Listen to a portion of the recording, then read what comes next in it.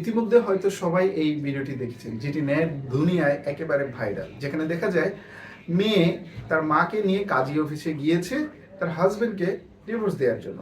যেখানে মেয়ে বারবার ডিভোর্স পেপারে সই করতে চাচ্ছেন, কিন্তু মা বাধা দিচ্ছেন।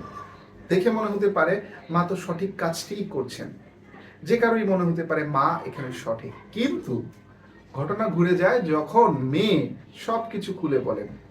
তিনি বলেন, যখন বিয়ে হয়েছে, বিয়ের পর থেকেই তার মা বারবার বলতো যে তোকে এখানে রাখবো না, তোর বিয়ে ভাঙায় ফেলবো, তোকে আমরা নিয়ে আসবো। মেয়ে এবং মেয়ের জামাই এ ব্যাপারে একেবারেই অতিষ্ঠ। তারা শাশুড়ির এই অনৈতিক, শাশুড়ি এবং মা যেটাকে বলে, মেয়ের ক্ষেত্রে মা এবং হাজবেন্ডের ক্ষেত্রে শাশুড়ি, তার এই অনৈতিক হস্তক্ষেপ, বারবার তাদের সংসারে ইন্টারফেয়ার করা, এটা কোনোভাবেই তারা মেনে নিতে পারছিল না।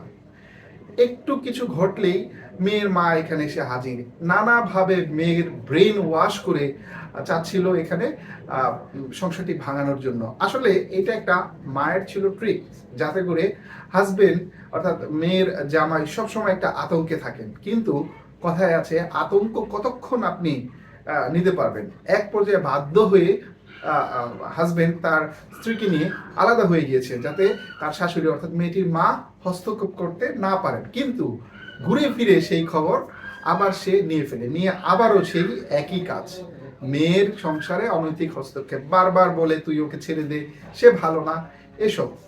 মেয়ে এবং মেয়ের হাজবেন্ড একেবারেই অতিষ্ঠ হয়ে তারা সিদ্ধান্ত নিলেন যে ঠিক আছে, যেহেতু মা চাচ্ছে না মেয়ের ক্ষেত্রে এবং জামাইয়ের ক্ষেত্রে শাশুড়ি চাচ্ছে না, ঠিক আছে আমরা আলাদা হয়ে যাই। ওই মাকে সাথে করে নিয়ে একটি কাজে অফিসে যান হাজবেন্ড এবং ওয়াইফ। সেখানে ওয়াইফ অর্থাৎ মেয়েটি তার হাজবেন্ডকে ডিভোর্স দেওয়ার জন্য পেপারে সই করতে চাচ্ছিলেন, কিন্তু মা বাধা দিচ্ছিলেন। অর্থাৎ মায়ের মনে তো ছিল অন্য কিছু, তিনি তো আসলে মূলত ডিভোর্স চাচ্ছিলেন না, বারবার একটি মানসিক চাপ দিতে চেয়েছিল ওই মেয়ে এবং মেয়ের হাজবেন্ডকে, যাতে করে তারা দুজনেই এই মায়ের কাছে কক্ষিগত থাকে। কিন্তু মানুষ তো সামাজিক জীব, মানুষ তো পাখি না যে তাকে আপনি কি বলে খাঁচার মধ্যে বন্দি করে রাখবেন। এক সময় সে ফুসে উঠবেই, সেটাই তারা ফাইনাল একটা সমাপ্তি চাচ্ছিল। কিন্তু এই পর্যায়ে এসে মা বুঝতে পারেন যে আসলে তিনি ভুল করেছিলেন।